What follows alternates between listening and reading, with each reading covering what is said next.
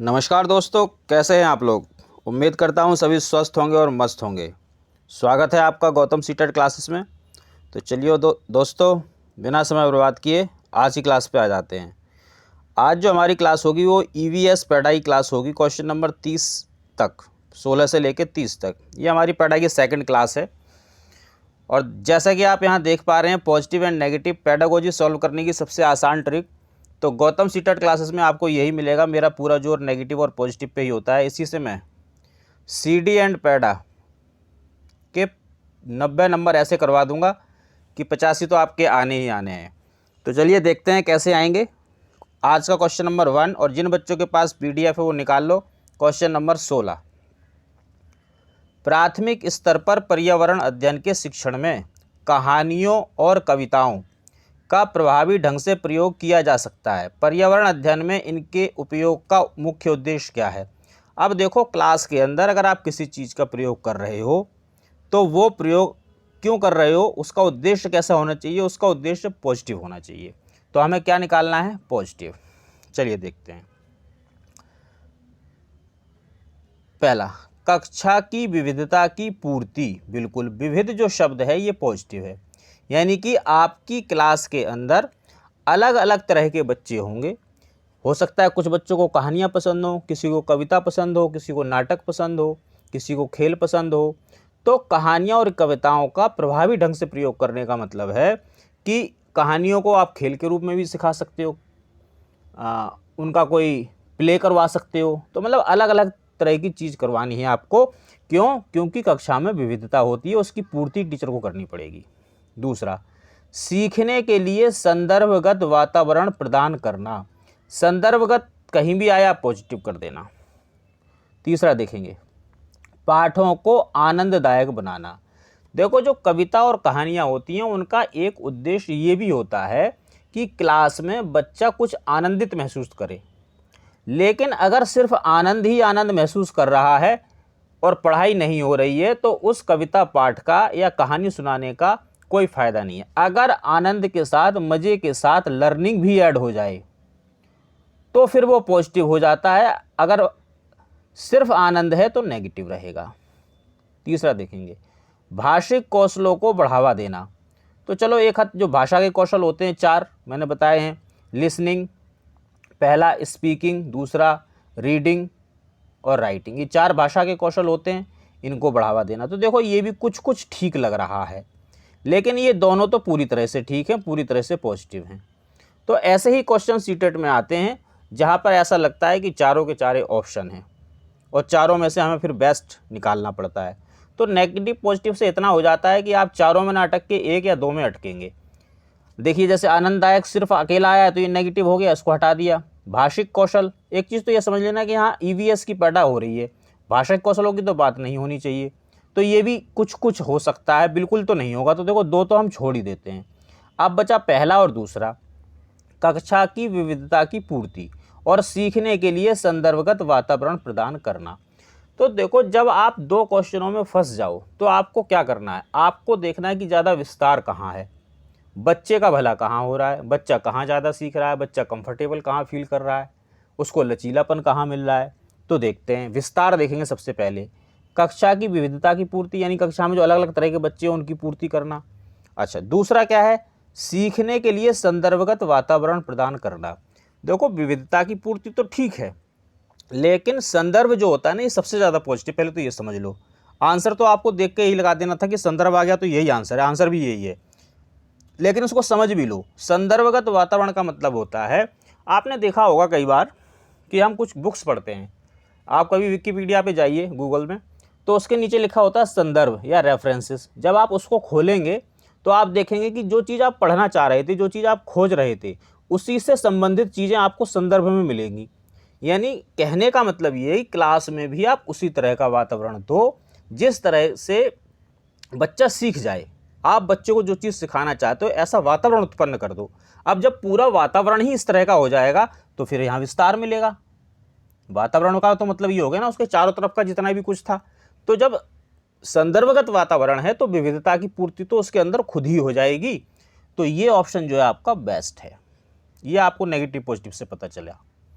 17वां देखेंगे, पर्यावरण अध्ययन के शिक्षण से उन प्रक्रिया पर आधारित कौशलों को बढ़ावा दिया जाना चाहिए जो पूछताछ आधारित प्रत्यक्ष अनुभव के केंद्र बिंदु हैं। निम्नलिखित में से कौन सा एक ऐसा कौशल नहीं है? नेगेटिव पूछ रहा है, तो नेगेटिव देखेंगे। पूर्व अनुमान, निर्धारण, निष्कर्ष निकालना, अवलोकन। अब देखो ये चारों के चारों एक जैसे लग रहे हैं, हमें चाहिए नेगेटिव। तो देखो पूर्व अनुमान लगाए अगर बच्चा तो पॉजिटिव है। पूर्व अनुमान बच्चा कब लगाएगा? जब उसको पहले से कुछ अनुभव प्राप्त हुए हैं। उन्हीं अनुभवों के आधार पर वो ये डिसाइड कर लेता है कि अच्छा, एक बार मैं गया था दुकान पे सामान लेने और मैंने 20 का नोट दिया था दुकानदार को, 10 रुपये की ब्रेड ली थी, उसने 10 वापस किया था। अब सेम कंडीशन मान लो क्लास में टीचर बच्चों को यही रुपया पैसा सिखाना चाह रहा है, उसने एक दुकानदार बना दिया, एक ग्राहक बना दिया। अब क्योंकि बच्चे के पास पहले से अनुभव था तो वो अनुमान लगा लेगा कि अब क्या होने वाला है। तो इसका मतलब ये है कि बच्चा अपने अनुभव का प्रयोग कर रहा है, तो ये पॉजिटिव होता है। दूसरे में भी डिस्कस करते हैं। तीसरा, निष्कर्ष निकालना। निष्कर्ष बच्चा कब निकाल पाएगा? जब वो सीख जाएगा। यानी कि सीखने की प्रक्रिया में जो निष्कर्ष निकालना है ये अंतिम पड़ाव है, और हमने सिर्फ अंतिम पड़ाव को पकड़ लिया। निष्कर्ष निकाल रहा है बच्चा, इसका मतलब ऊपर से वो सीखता हुआ आ रहा है। बच्चे ने चीज़ें सीख ली हैं इसलिए वो निष्कर्ष निकाल रहा है, तो अच्छी बात है। अवलोकन करना पॉजिटिव होगा, कहीं पे भी मिल जाए। तो भाई 3 तो पॉजिटिव मिल गए, तो इसका मतलब ये तो आंसर नहीं है क्योंकि वो पूछ नेगेटिव रहा है। तो आंसर तो हो गया हमारा सेकंड। निर्धारण का मतलब होता है फिक्स कर देना, कोई चीज़ फिक्सेशन कर देना। तो फिक्स चीज़ें बच्चों को आप मत पढ़ाओ, क्योंकि बच्चे की जो बुद्धि है, उसकी जो सोच है, वो चीज़ों को इतनी अच्छी तरह से नहीं पकड़ती है कि वो उसको फिक्स कर ले। उसका जो अनुभव है अभी बदलेगा। उसने जो चीज़ें सीखी हैं, जैसे बच्चे ने एक अनुभव लिया, क्या अनुभव लिया उसने अपने पर्यावरण में, कि जो स्त्री या जो लड़कियां हैं, जो सूट पहनती है वो दीदी हैं और जो साड़ी पहनती है वो आंटी है। ये उसका अनुभव है अभी।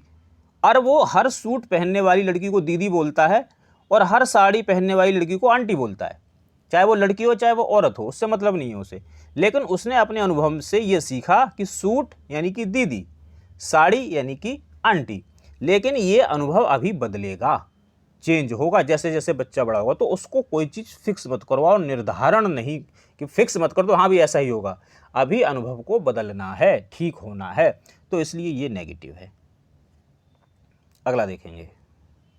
एक प्राथमिक स्तर की अध्यापिका जलाभाव यानी कि जल का अभाव के विषय पर अपनी कक्षा 4 के बच्चों को प्रभावपूर्ण तरीके से किस प्रकार आंकेगी? कोई पॉजिटिव तरीका अपनाना पड़ेगा उसको, इसी से वो उसको अच्छी प्रकार से आंक लेगी, जान लेगी। पहला देखेंगे, बच्चों को जल संरक्षण पर नारे लिखने के लिए कहना। नारा लिखना, स्लोगन लिखना, नेगेटिव।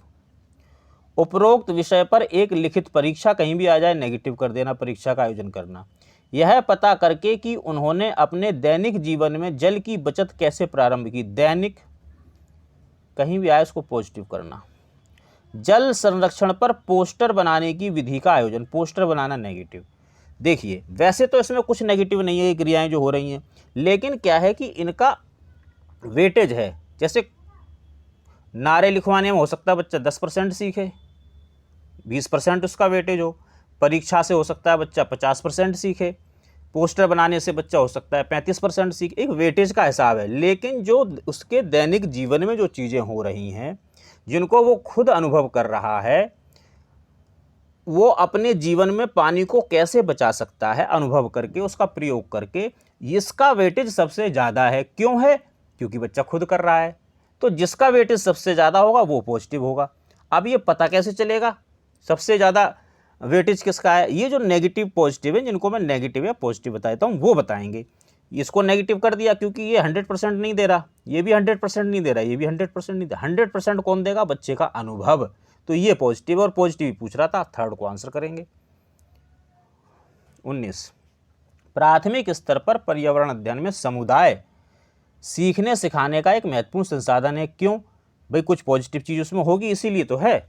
तो देखते हैं भाई पॉजिटिव चीज़ क्या मिल सकती है। पहला देखेंगे, यह एक बहुत सस्ता संसाधन है। कहीं पे भी आए सस्ता या महंगा, आप नेगेटिव कर देना। इस चीज़ का हमारी पढ़ाई लिखाई से कोई मतलब नहीं है। संसाधन तो पॉजिटिव होता है, लेकिन ये सस्ता या महंगा लगा दिया तो इसकी वजह से ये नेगेटिविटी की तरफ चला गया है। यह है आसानी से उपलब्ध होने वाला संसाधन है। देखो यहाँ पे भी आसानी से उपलब्ध हो रहा है, तो आसानी से क्या और मुश्किल से क्या, समाज तो हमारे आसपास होता ही है। और बाकी एक चीज़ और ये देखना कि भाई इसमें क्या आपको कोई आपका पॉजिटिव वर्ड मिल रहा है। हाँ मिल रहा है, कौन सा, संसाधन। अच्छा चलो ठीक है, मिल रहा है तो फिर रख लेते हैं इसको भी, चलो इसको भी रख लेते हैं पॉजिटिव में, क्योंकि संसाधन जो वर्ड है ये पॉजिटिव है, ध्यान रखना। लेकिन ये सस्ता इसको नेगेटिव कर रहा है, आसानी से उपलब्ध होना ये भी नेगेटिव कर रहा है। कैसे कर रहा है मैं बताता हूँ। इसमें समझदार और बुजुर्ग व्यक्ति होते हैं। देखो भाई ज़रूरी नहीं है, घने तो इतने बेवकूफ़ होते हैं क्या बताऊँ। और जो नई उम्र के बच्चे होते हैं उनका तो जीना मुश्किल कर देते हैं ये जो बुजुर्ग होते हैं। तो भाई ये तो बात नहीं कह सकते कि सारे बुजुर्ग जो है वो समझदार होंगे। हाँ बहुत सारे समझदार भी हो सकते हैं, तो इसका तो कुछ मतलब नहीं है। 4 देखेंगे, यह वास्तविक स्थितियों में सीखने के लिए अवसर उपलब्ध करवाता है। कहीं पे भी आ जाए वास्तविक या अवसर उपलब्ध करवाना, ध्यान रहे कि अवसर जो है आप अच्छी चीज़ के लिए उपलब्ध करवाओ। अगर आपने नेगेटिव चीज़ के लिए करवा दिया तो फिर उसकी कोई वैल्यू नहीं बची। वास्तविक स्थिति यानी कि जो उसके अपने जीवन की चीज़ें हैं। तो अब देखो, अगर हम इस संसाधन को और इस संसाधन को पॉजिटिव भी लेते तब भी बड़ी आसानी से हम ये समझ जाते थे कि यहाँ पे ज़्यादा विस्तार है। वास्तविक जीवन में, वास्तविक स्थितियों में अगर बच्चा सीखेगा तो सबसे ज़्यादा सीखेगा। और जब हम फंस जाएं तो हमें यही देखना है कि बच्चा सबसे ज़्यादा कहाँ सीख रहा है, सबसे ज़्यादा विस्तार कहाँ है, बच्चे का फ़ायदा सबसे ज़्यादा कहाँ होगा, उसे ही आंसर करेंगे। और ये कौन बताएगा आपको, ये मेरे पॉजिटिव वर्ड्स या नेगेटिव वर्ड्स बताएंगे। 19, पर्यावरण अध्ययन की अपनी कक्षा में समूह क्रियाकलाप का निर्माण करते हुए आप निम्नलिखित विचारों में से किसका ध्यान रखेंगे। भाई पॉजिटिव चीज़ का ध्यान रखना, नेगेटिव चीज़ का तो ध्यान रखने की आवश्यकता है नहीं। तो चलिए देखते हैं। पहला, बच्चों की रुचियों का ध्यान रखेंगे, रुचि पॉजिटिव, तो इसका ध्यान आप रखो, बिल्कुल पॉजिटिव चीज़ का तो ध्यान रखना पड़ेगा। लड़के और लड़कियों को समान रूप से रुचिकर लगे, बिल्कुल सही बात है। ऐसा नहीं होना चाहिए कि आप लैंगिक विभेद कर रहे हैं कि लड़कों के लिए अलग और लड़कियों के लिए अलग, ऐसा बिल्कुल मत करना। रुचिकर पॉजिटिव। इसमें मूल्यवान सामग्री लगी हो, देखो अगर मूल्य का मतलब रुपये पैसे से है तो नेगेटिव होता है। अगर मूल्य का मतलब वैल्यू से है, जैसे मोरल वैल्यूज होती हैं, तो ये पॉजिटिव हो जाएगा। अभी फिलहाल यहाँ पे ये नेगेटिव है। डी देखेंगे, सभी धार्मिक और सांस्कृतिक पृष्ठभूमि के बच्चों को रुचिकर लगे, देखो इसमें रुचि आ रहा है, सारे के सारे बच्चों को इंक्लूड कर लिया आपने, सभी बच्चों को, तो ये भी पॉजिटिव है। अब ये जो क्वेश्चन है ना, अगर किसी बच्चे ने डीएसएसबी का पेपर दिया है तो उसको समझ में आ रहा होगा कि ये डीएसएसबी का पैटर्न है। डीएसएसबी में ऐसे ही प्रश्न पूछे जाते हैं, 4 ऑप्शन दे देते हैं, हाँ भी पहला सही है या पहला और दूसरा सही है, तीसरा या चौथा सही है, तो फिर आपको वेटेज देखना पड़ेगा। और वो वेटेज देखो मैं बताता हूँ, यानी कि मैं आपको डीएसएसबी की भी तैयारी करा रहा हूँ। अगर आप मेरे बताए हुए तरीके से पैडा को समझ लेते हैं तो डीएसएसबी में जो कि 100 नंबर की पैडा आती है, समझ लो 40 तो पक्के हो गए, बस समझ लेना, क्योंकि यही पैटर्न है डीएसएसबी का जो अभी ये क्वेश्चन आपके सामने है। तो चलिए, पहला पॉजिटिव यानी कि ए बी और D, A B D answer, कितना आसान। 21 देखेंगे, एक अध्यापक को कक्षा 4 के विद्यार्थियों को हमारे देश के भोजन की सांस्कृतिक विविधताएं पढ़ानी हैं। इस विषय को पढ़ाने के लिए सर्वोत्तम विधि कौन सी होगी भाई, वही जो पॉजिटिव ढूंढते हैं। विभिन्न प्रकार के खाने की चीज़ों के चित्रों वाले फ्लैश कार्ड दिखाना, देखो चित्र नेगेटिव, फ्लैश कार्ड दिखाना नेगेटिव, ध्यान रखना। नए शब्द आ रहे हैं कुछ, इनको लिखते जाओ। अपने देश के विभिन्न राज्यों के विभिन्न लोगों द्वारा खाए जाने वाले विविध भोजन के बारे में विद्यार्थी को एक प्रोजेक्ट देना। अपने देश के विभिन्न राज्य, विभिन्न लोग, विविध भोजन और परियोजना, देखो ये सब पॉजिटिव हैं। और देख लेते हैं, हो सकता है ज़्यादा पॉजिटिव मिल जाए कोई। 3rd देखेंगे, विद्यार्थियों से पूछें कि उन्होंने क्या खाया, इसके बाद चर्चा करें, चर्चा करना भी पॉजिटिव है, वेरी गुड। विद्यार्थियों से कहे कि वे अपने परिवार के भोजन के बारे में सूचना एकत्रित करें, ये भी सही। अगर बच्चा स्वयं सूचना एकत्रित कर रहा है तो पॉजिटिव है। अगर आप उसके दिमाग में सूचना ज़बरदस्ती घुसेड़ रहे हो तो नेगेटिव है, ये ध्यान रखना। देखो छोटी छोटी चीज़ें हैं जो आपको आंसर की तरफ ले जाएंगी। अब जैसे एक अभी आप मेरा एक सीडी का मैंने आज ही बल्कि अपलोड किया है, इसको भी आज ही अपलोड करूँगा। उसमें एक जगह आया है उदाहरण प्रस्तुत करना। अगर लिखा हो उदाहरण प्रस्तुत करना पॉजिटिव है, अगर लिखा है उदाहरण देना तो नेगेटिव है। देखो छोटी छोटी चीज़ें हैं, इनको आपको समझना पड़ेगा। हालांकि यहाँ मैं बहुत अच्छे से तो नहीं समझा पाता हूँ, नहीं तो वीडियो हो जाएगा 1.5 घंटे का, लेकिन कोशिश करता हूँ कि अच्छा समझाऊँ। चलिए, positive positive positive positive positive positive, इसमें तो बहुत सारे पॉजिटिव भरे हुए हैं। और मैंने कहा था कि जब आप 1, 2, 3 या 4 चारों ऑप्शनों में भी उलझ जाओ तो देखना ज़्यादा विस्तार कहाँ है। देखो, विभिन्न राज्य, सारे राज्य आ गए, विभिन्न लोग, उनमें जो लोग रह रहे हैं वो भी आ रहे, जो वो खाना खा रहे हैं विविध भोजन में वो भी आ गया। इसका एक प्रोजेक्ट दो बच्चे को। अच्छा, बच्चे को आप प्रोजेक्ट दोगे तो वो खुद ही तो कर रहा है। अच्छा, वो खुद कर रहा है तो सीख रहा है, आंसर करेंगे सेकंड। अगला देखिए, एक शिक्षिका तनावग्रस्त बच्चे की पहचान कर सकती है जब बच्चा निम्नलिखित व्यवहार प्रदर्शित करता है। फोर्थ से चलेंगे। अति सक्रियता, देखो बच्चा बहुत ज़्यादा सक्रिय है, तो क्या वो तनावग्रस्त है? नहीं, सक्रिय है इसका मतलब वो इंटेलिजेंट भी हो सकता है, शैतान भी हो सकता है। वो सक्रिय रहता है, कहीं किसी बच्चे को छेड़ देता है, किसी के बाल खींच देता है, या वो पढ़ाई में होशियार है तो फटाक से काम कर लेता है, मैडम मैंने कर लिया अब मैं क्या करूँ। आप उसको मॉनिटर बना सकते हो, आप उसको कुछ और जिम्मेवारी दे सकते हो। तो अति सक्रिय बच्चा है, इसका मतलब वो तनावग्रस्त तो नहीं है। बहुत बात करना तो पॉजिटिव होता है, ये तो पॉजिटिव चीज़ है। पढ़ाई में एकाग्रता, बच्चा पढ़ने में बिल्कुल कंसंट्रेट कर लेता है, एकाग्र रहता है, तो बच्चा तनावग्रस्त तो नहीं हो सकता। कब है? अगर वो आक्रामक व्यवहार करे तो इसका मतलब बच्चे में कुछ प्रॉब्लम है, उसे कुछ तनाव है उसके अंदर। आपने भी अपने घर में देखा होगा, जब आप टेंशन में होते हो, घर पहुंचते हो, बार बार मम्मी कहती हैं, अरे क्या बात है आज तेरा मुंह कैसे उतर रहा है? कुछ नहीं मम्मी, आप चुप रहो। अरे बता, चुप क्यों रहो? अरे मम्मी समझ में नहीं आ रहा तुम्हें। तो क्या होता है, आप एकदम से आक्रामक हो जाते हो। क्यों? क्योंकि आप टेंशन में हो। तो जो तनावग्रस्त बच्चा है वो आक्रामक व्यवहार करेगा। अगला देखेंगे, ईवीएस कक्षा में सामाजिक असमानताओं पर अधिक बल देने के लिए निम्नलिखित में से कौन सा अधिक प्रभावी अधिगम अनुभव होगा? सामाजिक असमानता, समाज में जो असमानताएं हैं उनके बारे में भी ये क्वेश्चन पूछ रहा है। अब वो कह रहा है प्रभावी अधिगम कौन सा होगा, अनुभव कौन सा होगा? जो पॉजिटिव होगा। देखो, हर क्वेश्चन पॉजिटिव या नेगेटिव ही पूछता है, और ये सारे सीटेड क्वेश्चन है, अपनी तरफ से नहीं लाया मैं। बस क्या है कि क्वेश्चनों की जो प्रकृति है उसको समझने की ज़रूरत है। अगर आप उसको समझना चाहते हो तो आप मेरे चैनल पे जाओगे, वहाँ पर देखना एक वीडियो बना हुआ है नेचर ऑफ सीटेट, उसे ज़रूर देख लेना, आपको क्वेश्चनों की प्रकृति समझ में आ जाएगी। अगर आपने क्वेश्चनों की प्रकृति समझ ली तो समझ लो मामला सेट हो जाएगा। चलो पहला क्वेश्चन देखते हैं। संबंधित मामलों पर वीडियो फिल्म दिखाना। हाँ भाई, ये देखो कुछ हद तक ठीक होता है, कुछ हद तक ये ठीक होता है, इसे होल्ड कर देते हैं। अगला देखेंगे, संबंधित मामलों पर विशिष्ट भाषण आयोजित करना, भाषण देना, भाषण आयोजित करना, नेगेटिव। यार पहली दूसरी तीसरी क्लास का बच्चा है, वो भाषण सुनेगा आपका, उसे कुछ समझ में आएगा भाषण से? नहीं आएगा, इसलिए नेगेटिव है। संबंधित मामलों पर क्विज प्रतियोगिता, प्रश्नोत्तर प्रतियोगिता का संचालन, प्रश्नोत्तर कहीं भी आए नेगेटिव कर देना। प्रश्न का नाम सुन के ही बच्चे के तोते उड़ जाते हैं प्राइमरी में, अरे सर जी सवाल पूछेंगे, अभी यार मुझे तो नहीं आता, तो समझ लो, इसलिए प्रश्नोत्तर नेगेटिव। फोर्थ देखेंगे, विद्यार्थियों से समूह परियोजनाओं का भार अपने ऊपर लेने के लिए कहना, यानी कि बच्चे को समूह परियोजनाएं बच्चे से करवाओ। किसके बारे में करवा सकते हो? सामाजिक असमानताओं के बारे में करवा सकते हो, कोई आपके पास और टॉपिक है उस पर करवा सकते हो। समूह परियोजना का मतलब होता है कि क्लास में अगर 30 बच्चे हैं तो उनको 5-5 के ग्रुप में बांट दो, 6-6 के ग्रुप में बांट दो, जो भी उनके ग्रुप बन जाएं, और फिर उन्हें एक कोई प्रोजेक्ट दे दो। 5-6 बच्चों का एक ग्रुप है, बच्चे आराम से खुद करेंगे, वो अपने विचार एक दूसरे के साथ साझा करेंगे, सामाजिकता सीखेंगे, सहयोग सीखेंगे, और जो आपने टॉपिक दिया उसके बारे में तो सीखेंगे ही सीखेंगे। तो भाई जब बच्चा इतना कुछ सीख रहा है तो उसे आंसर करो ना। चलिए, निम्नलिखित में से पर्यावरण अध्ययन के संदर्भ में क्या सही है? तो जो पॉजिटिव होगा वही तो सही होगा। चलो देखते हैं।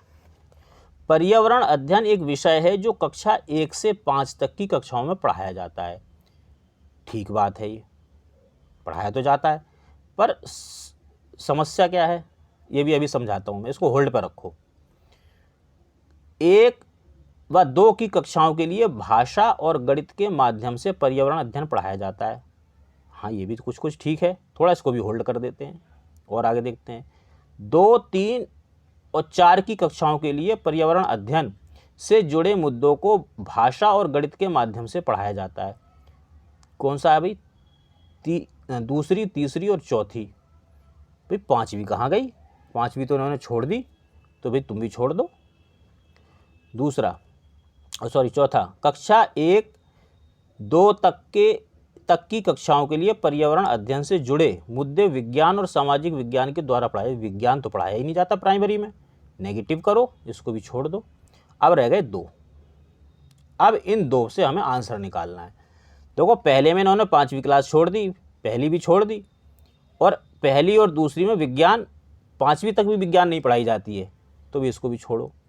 पर्यावरण अध्ययन एक विषय है जो 1 से 5 तक की कक्षाओं में पढ़ाया जाता है। ये बात कुछ ठीक है कुछ गलत है। क्या ठीक है क्या गलत समझ लो।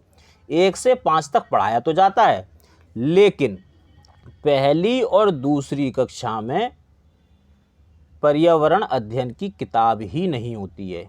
वो कैसे पढ़ाते हैं? वो भाषा में क्या, इंग्लिश और हिंदी और गणित, इसके माध्यम से ही ईवीएस पढ़ाई जाती है। ये बात ठीक है। प्राइमरी लेवल पे जो ईवीएस की बुक है वो 3rd क्लास से स्टार्ट होती है, तो 1st से 5th तक तो कैसे पढ़ा लोगे विषय के रूप में? विषय तो होता है, लेकिन उसकी बुक नहीं होती है, तो कैसे पढ़ाओगे? कैसे पढ़ाना है? भाषा और गणित, यानी कि गणित में और भाषा में ही पर्यावरण के भी 1-2 चैप्टर होते हैं, या मौखिक रूप से बच्चे से बातचीत की जाती है इसके बारे में। तो इसका सेकंड आंसर होगा। ये आपको तभी पता चलेगा जब आप ईवीएस की किताबें पढ़ोगे, और पढ़ना जरूर, क्योंकि जो बाकी कंटेंट 15 नंबर का आएगा आपका, वो 3 किताबों में से आएगा, ईवीएस की 3rd, 4th, 5th। इसका एक एक अक्षर पढ़ लेना अगर 15 नंबर चाहिए तो। वैसे तो मेरे पास भी नोट्स मैं भेज दूंगा, लेकिन फिर भी पढ़ना। 25, बच्चों को पर्यावरण अध्ययन को सिखाने के लिए खोजने के द्वारा पर्याप्त समय दिया जाता है। यह इंगित करता है कि अच्छा बच्चा खोज कर रहा है, उसके लिए समय भी दे रहे हो, तो क्यों दे रहे हो? क्या इंगित कर रहा है, क्या संकेत कर रहा है? कोई पॉजिटिव चीज़ होगी, इसीलिए आप इतना उसे समय भी दे रहे हो, और बच्चा खोज भी कर रहा है, तो पॉजिटिव ही ढूंढ लो। पर्यावरण अध्ययन याद करके सीखा जाता है। याद करना, दोहराना, सुनाना, स्मरण, प्रत्यास्मरण, कंठस्थीकरण, सब नेगेटिव होता है, नेगेटिव का निशान लगा दिया। पर्यावरण अध्ययन सूचनाओं के द्वारा सीखा जाता है। अगर आप बच्चे को सूचना दे रहे हो तो उसके एक कान में जाती है, दूसरे से निकल जाती है। अरे पहली दूसरी 5-7 साल का बच्चा, 8 साल का बच्चा आपकी क्या सूचनाओं को सुनेगा? नेगेटिव है। पर्यावरण अध्ययन बाल केंद्रित है, कहीं भी आए पॉजिटिव करना। पर्यावरण अध्ययन शिक्षक केंद्रित है। देखो जो ईवीएस का सिलेबस है वो टीचर की तो बात करता ही नहीं है, सब कुछ बच्चे के आसपास, बाल केंद्रित। सारा जो ये झोल है ये बच्चे के आसपास घूमना चाहिए, और जहां आपको लगे जिस ऑप्शन में ऐसा हो रहा है उसे ही आंसर कर देना। निम्नलिखित में से कौन सा पर्यावरण अध्ययन पाठ्यक्रम के सुझाव प्रकरणों का उपप्रकरण है? प्रकरण का मतलब होता है भाई टॉपिक। तो इसमें मैं आपको बता दूं कि आप इसको कब अच्छे से समझोगे इस सवाल को। आप एक काम करना, ईवीएस की किताब लेना, और उसकी जो प्रस्तावना है तीनों किताबों की, 3rd, 4th और 5th, 3rd, 4th और 5th, और प्रस्तावना को पढ़ोगे तो आपको ये टॉपिक और सब टॉपिक समझ में आ जाएगा। फिलहाल तो मैं आपको इसका आंसर बता देता हूँ, जानवर, सी। ये जो है प्रॉपर टॉपिक हैं। परिवार और मित्र ये पूरा टॉपिक है, एक यूनिट है। भोजन की भी एक यूनिट है, हम चीज़ें कैसे सीखते हैं ये भी पूरी यूनिट है। जबकि जो जानवर है ये सब टॉपिक है, ये परिवार और मित्र के अंदर ही आ जाता है। तो आंसर तो इसका 3rd है। भाई आप इसको समझोगे कैसे, ये मैंने आपको बता दिया। निम्नलिखित में से क्या पर्यावरण अध्ययन के शिक्षक के लिए वांछनीय गतिविधि है? जरूरी वही होगी जो पॉजिटिव होगी, ध्यान रखना। नीचे से चलते हैं। केवल पाठ्यपुस्तकों पर आश्रित रहना, केवल कहीं भी आ जाए, सिर्फ कहीं आ जाए, मात्र आ जाए, एक मात्र आ जाए, ही आ जाए, ये आपको बाउंड कर देते हैं नेगेटिव। पाठ्यपुस्तक नेगेटिव, क्योंकि पाठ्यपुस्तक से आप 100% बच्चे को नहीं सिखा सकते। उसकी प्रकृति नहीं है बच्चे की, प्राइमरी वाले बच्चे की प्रकृति नहीं है किताबों में घुसने की, वो पर्यावरण से सीखना चाहता है, इसलिए पुस्तक नेगेटिव। पर्यावरण अध्ययन के 6 प्रकरणों को रेखीय आयोजन का मतलब है कि पहले ये पढ़ाओ, फिर ये पढ़ाओ, फिर ये पढ़ाओ, फिर ये पढ़ाओ, फिर ये पढ़ाओ, मतलब एक क्रम में पढ़ाओ। क्यों भाई? बच्चे को ये समझ में आ रहा, हो सकता है उसका मन ये कर रहा हो सीखने को, फिर सीधा तो ये सिखाओ आप उसको जो उसका मन कर रहा है। जरूरी थोड़ी है कि आप इसी क्रम में चलो। रेखीय आयोजन अगर आप कर रहे हो तो इसका मतलब कि आप यांत्रिक चीज़ें कर रहे हो, एक के बाद एक के बाद एक, बच्चे को समझ में आए ना आए उससे कोई मतलब नहीं है आपको, इसलिए ये नेगेटिव है। पर्यावरण अध्ययन की अवधारणाओं से संबंधित महत्वपूर्ण सूचनाओं को बच्चों को देने के लिए प्रयत्न। मैंने कहा बच्चों को आप सूचना मत दो, सूचना देना, 6 साल का बच्चा आपकी सूचना सुन लेगा है और समझ भी लेगा। अगर आप ये मानते हैं तो आप गलत मानते हैं। इसका मतलब आपको बच्चे की जो साइकोलॉजी है, जो बच्चे का मनोविज्ञान है, वो पता ही नहीं है। सूचना देना नेगेटिव। पहला देखेंगे, विभिन्न कक्षाओं, विभिन्न पॉजिटिव आ गया, कक्षाओं को बहुसांस्कृतिक, यानी कि जितनी भी संस्कृतियां आपकी क्लास के अंदर बैठी हुई हैं, कितनी संस्कृतियां बैठी हैं, जितने बच्चे बैठे हैं, हर बच्चे की संस्कृति अलग अलग हो सकती है। कोई बिहार का हो सकता है, कोई यूपी का हो सकता है, कोई महाराष्ट्र का हो सकता है, कोई पंजाब का, कहीं का भी बच्चा हो सकता है। उन सबको संबोधित करना, उन सब पे अटेंशन देना, उन सबको देखना, एक दूसरे से साझा करवाना, अगर ये सब काम आप करते हो तो ये पॉजिटिव है और आंसर है। चलिए, निम्नलिखित में से क्या पर्यावरण अध्ययन में बच्चों के द्वारा ज्ञान की रचना में महत्वपूर्ण है? अरे कौन सी चीज़ महत्वपूर्ण होगी? जो पॉजिटिव होगी। तो देख लो पॉजिटिव कौन कौन सा हो सकता है। बच्चों का सक्रिय भाग लेना, सक्रिय पॉजिटिव है। बच्चों के समुदाय के सदस्य, समुदाय देखो पॉजिटिव होता है, क्योंकि समुदाय इतना विस्तारित होता है कि उसमें बच्चा बहुत कुछ सीख सकता है। पर्यावरण अध्ययन की पाठ्यपुस्तकें, सी। देखो पाठ्यपुस्तक वैसे तो नेगेटिव होता है, तो इसको यहीं छोड़ के आगे बढ़ते हैं। पर्यावरण अध्ययन की पाठ्य पुस्तकों में दी गई व्याख्या, पाठ्यपुस्तक नेगेटिव, और व्याख्या और परिभाषा भयंकर रूप से ये नेगेटिव है, इसको तो बिल्कुल छोड़ दो। अब हम देखेंगे ABCD है कहीं, ए बी तो है इसमें, और कहीं तो AB भी नहीं है। तो आप क्या करोगे? अब AB के साथ जो है उसको मान लो भाई पर्यावरण की बात हो रही है, पर्यावरण की पुस्तकें हैं, तो इनके साथ चल जाएंगे, इसको आंसर कर दो। A और C तो बिल्कुल नहीं हो सकते, क्योंकि C तो मैं आपको बता रहा हूँ नेगेटिव है। ये दो तो पक्के होंगे जहाँ भी होंगे। अब इसके साथ अगर कोई और आ रहा है तो उसको ले लो, कोई दिक्कत नहीं है। ACD, अगर थर्ड की बात करें, D तो बिल्कुल भी नहीं है, केवल C, नहीं साहब ये भी नहीं है। 1-2 पक्का है, इसके साथ जो है वो आंसर है फर्स्ट। बच्चों को पर्यावरण अध्ययन सीखने में प्रभावी तरीके से जोड़ा जा सकता है। किस चीज़ से जोड़ा जाएगा ये देखना है। तो देख लेते हैं। वृत्तांत, वृत्तांत का मतलब तो स्टोरी जी होती है, एक तरह की कोई घटना बच्चों को सुनाना। कहानियाँ, कहानियाँ देखो सही है, कोई दिक्कत नहीं है कहानी में। शिक्षक के द्वारा अवधारणाओं की प्रभावशाली व्याख्या, व्याख्या करना बिल्कुल नेगेटिव। शिक्षक के द्वारा अवधारणाओं का प्रभावशाली प्रदर्शन और व्याख्या, तो भाई व्याख्या नेगेटिव इसमें भी और इसमें भी, ये नेगेटिव वर्ड है, ये लिख लेना इनको। तो क्या बचा? First second. देखो फर्स्ट सेकंड कहाँ, ये रहा आंसर। अगला क्वेश्चन देखेंगे। एक कक्षा 5 की शिक्षक एक क्रियाकलाप का संचालन करती है जिसमें वह कक्षा के बच्चों से फर्श पर चीनी के कुछ दाने डालने को कहती है और उनको चींटियों के आने का इंतजार करने के लिए कहती है। बच्चों को इस क्रियाकलाप से अर्थपूर्ण सीखने को मिल सकता है यदि शिक्षक, भाई अर्थपूर्ण सिखा रहे तो पॉजिटिव चीज़ कुछ देखना। अगर शिक्षक कोई पॉजिटिव चीज़ करेगा तभी अर्थपूर्ण बच्चा सीखेगा। ढूंढते हैं पॉजिटिव। पहला देखेंगे, बच्चों को क्रियाकलाप का अवलोकन करने के लिए प्रेरित करती है। वेरी गुड, अवलोकन करना पॉजिटिव, उसके लिए प्रेरणा दे रही है, ये भी पॉजिटिव। बच्चों को अपने अनुभव साझा करने के लिए प्रेरित, अनुभव भी पॉजिटिव है और साझा करना ये भी पॉजिटिव है। वेरी गुड, अच्छा काम कर रही है टीचर। तीसरा देखेंगे, बच्चों को क्रियाकलाप का अवलोकन पॉजिटिव, अनुभव पॉजिटिव, साझा करना पॉजिटिव, चर्चा करना पॉजिटिव, तो इसमें तो पॉजिटिव पॉजिटिव भरे पड़े। बच्चों को क्रियाकलाप से संबंधित प्रश्नों को घर से करने को प्रेरित करना, ये थोड़ा सा नेगेटिव है। घर से कोई काम करने का मतलब है उसको आप गृह कार्य दे रहे हो, गृह कार्य नेगेटिव होता है। तो भाई देखो पहला पॉजिटिव, दूसरा पॉजिटिव और तीसरा पॉजिटिव। अब 3 में फंस गए, क्या करोगे? विस्तार देखो, तो अगर आप विस्तार देखोगे तो तीसरे में पाओगे कि पॉजिटिव पॉजिटिव भरे पड़े, आंसर कर दो तीसरे को। तो देखो नेगेटिव और पॉजिटिव के माध्यम से कितनी जल्दी हम आंसर को ढूंढ लेते हैं। और पूरी CD और पैडा यानी कि 90 मार्क्स का पूरा ऐसा ही करवा दूंगा, इतना ज़बरदस्त करवा दूंगा कि 90 में से 85 नंबर तो कहीं नहीं गए। मेरे जो बच्चे क्लास के बच्चे होते हैं इंस्टीट्यूट पे जो पढ़ते हैं, वो जो नालायक से नालायक होता है वो भी 76 से 70 तो वो भी ले आता है। और होशियार तो भाई एक बच्चे के जो हाईएस्ट अब तक आए हैं 80 में से, वो 90 में से 87 आए हैं, और उसने 111 स्कोर किया था जो मैं बता रहा हूँ। चलिए अब हम क्या करेंगे, आज की क्लास को यहीं ख़त्म करेंगे। और भाई आपको जैसी भी क्लास लगी हो, अच्छी बुरी, मुझे ज़रूर बताएं। चैनल को सब्सक्राइब करो, लाइक करो, कमेंट करो, ताकि मुझे पता चले आपको कितना अच्छा लग रहा है। शेयर करो ताकि और लोगों को भी इसका फ़ायदा हो।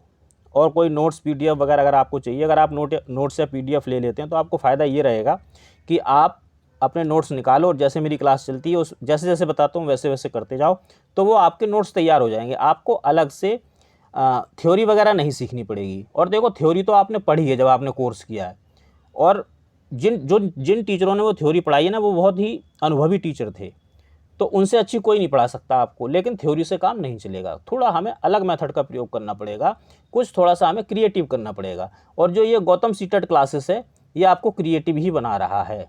कुछ नया कॉन्सेप्ट आपको दे रहा है नेगेटिव और पॉजिटिव का, जो आपको सीटेट तो 100% क्लियर करवा ही देगा, 40% डीएसएससी की भी तैयारी करवा देगा। तो चलो दोस्तों, आज की क्लास हम यहीं ख़त्म करेंगे। उम्मीद करता हूँ आपको अच्छी लगी होगी। मिलते हैं अगले क्लास में। जय शिक्षक, जय भारत।